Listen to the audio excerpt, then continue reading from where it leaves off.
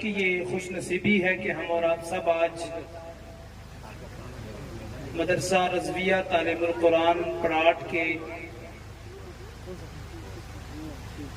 زیر اہتمام اس عظیم الشان اصلاح معاشرہ کانفرنس میں شریک ہیں۔ اللہ جل مجدہ الکریم آپ کی اور ہماری حاضری قبول فرمائے۔ آپ دیکھ رہے ہیں کہ ہمارے اسٹیج پر آج کے اس اصلاح معاشرہ کانفرنس کے مقرر خصوصی اہلیان جموں و کشمیر کے دلوں کی دھڑکن، اہل سنت و جماعت کی شان، صرف وادی کشمیر ہی نہیں بلکہ جموں کشمیر کے کونے کونے میں بسنے والے صحیح العقیدہ سنی مسلمانوں کے دلوں کی دھڑکن اور اہل سنت کی بے باک آواز، غازی ملت مفکر اسلام حضرت علامہ عبدالرشید داودی صاحب مقدس اللہ العالی، سربراہ اعلیٰ تحریک صوت الاولیاء جموں و کشمیر، شان خطابت کے ساتھ ہمارے اسٹیج پہ تشریف فرما ہیں۔ میں مناسب نہیں سمجھتا کہ میں داودی صاحب کے درمیان اور آپ کے درمیان زیادہ دیر حائل رہوں۔ مجھے حکم ہوا ہے تھوڑی دیر میں آپ کے سامنے حاضر ہوں، میرے بعد آپ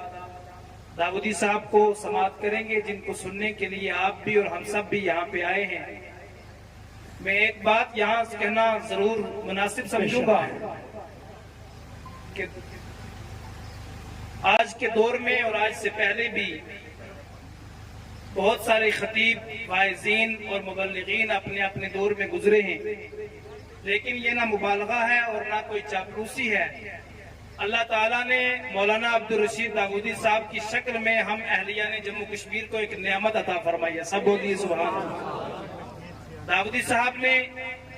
میدان خطابت ہی کے ذریعے نہیں بلکہ ادارہ صوت الاولیاء، ایک بہت بڑا ادارہ قوم کو کشمیر کی سرزمین پر دیا،